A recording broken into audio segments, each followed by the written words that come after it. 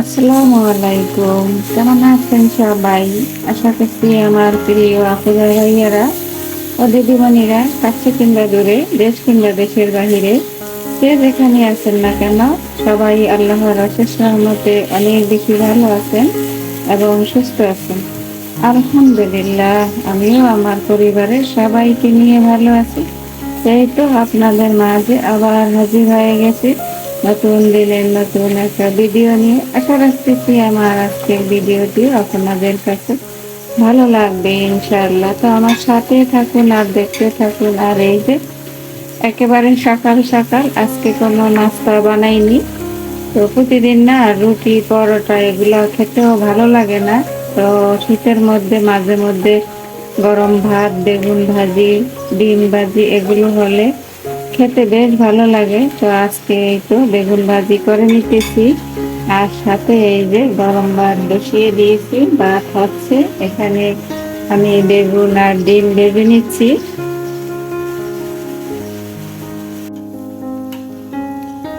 Of ক্যামেরায় এই তো গরম ভাত খেয়ে নিয়েছি ডিম ভাজি আর বেগুন ভাজি দিয়ে।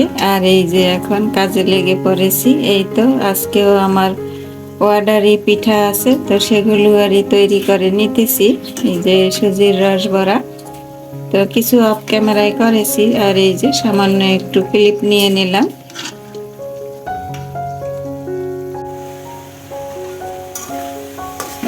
পিঠাগুলো বানানো শেষ করে এই তো দুপুরের রান্না বসিয়ে দিলাম। এখানে এই যে টমেটো চাটনি করব, তো সেই জন্য এই যে টমেটোগুলো মশলাপাতি যা যা লাগে সব দিয়ে টমেটোগুলো ভেজে নিতেছি। তো এক একজনে এক এক রকম করে চাটনি করে, এটা যার যার খুশি। তো কয়েকভাবেই করা যায়, আজকে সহজভাবেই করে নিচ্ছি।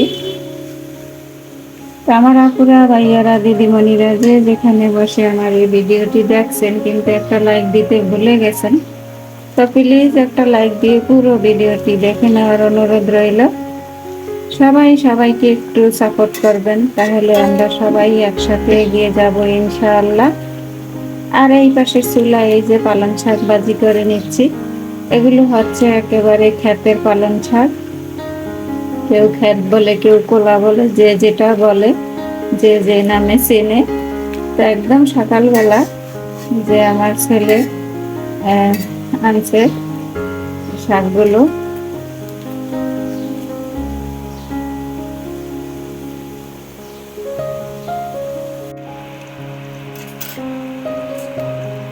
মাশাআল্লাহ, এই তো পিঠাগুলো সুন্দরভাবে তুলে উঠেছে। এই তো প্রথম ভাপ ভাজা হয়ে গেছে, এখন এগুলো নামিয়ে নেব। এভাবে আমি সব পিঠাগুলো ভেজে নেব। তা আমার এটা যেহেতু রেসিপি চ্যানেল নয়, সেই জন্য আমি রেসিপি আকারে কিন্তু দেখাই না, তা না হলে শেয়ার করতাম।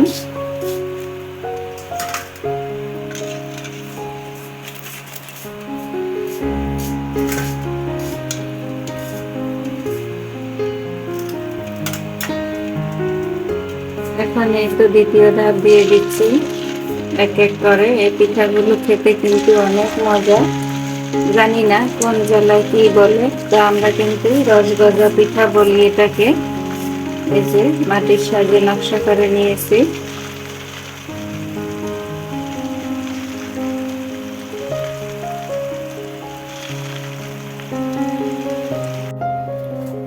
গরম গরম পিঠাগুলো এই যে দুধের শিরাতে ডুবিয়ে দিচ্ছি। গরম গরম দিলে শিরাটা ভালো পিঠার মধ্যে ঢুকে যায়। সেভাবে আমি 2-1 মিনিট রেখে দেব এই দুধের শিরার মধ্যে। তারপর 2-1 মিনিট পর তুলে নেব।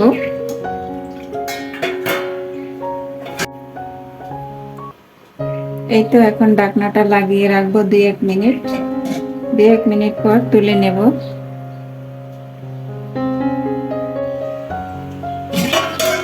এই তো 2-1 মিনিট পর এই তো শিরা থেকে পিঠাগুলো তুলে নিচ্ছি।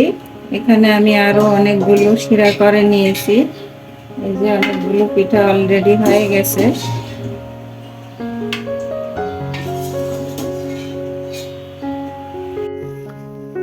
এই তো পিঠাগুলো সব শিরা দিয়ে নেওয়া হয়ে গেছে।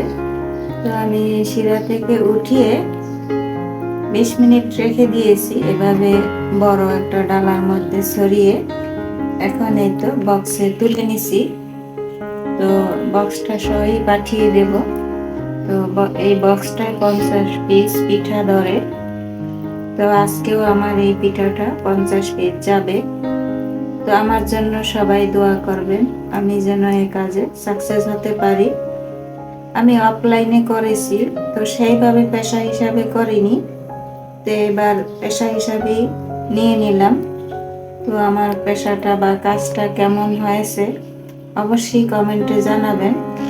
এই পিঠাগুলোর কিন্তু অনেক চাহিদা, কিন্তু আমি অবহেলা করে এই কাজটাকে মন দিয়ে করি নাই, বা করতে হবে যে তেমন একটা ভাবনা চিন্তা ছিল না।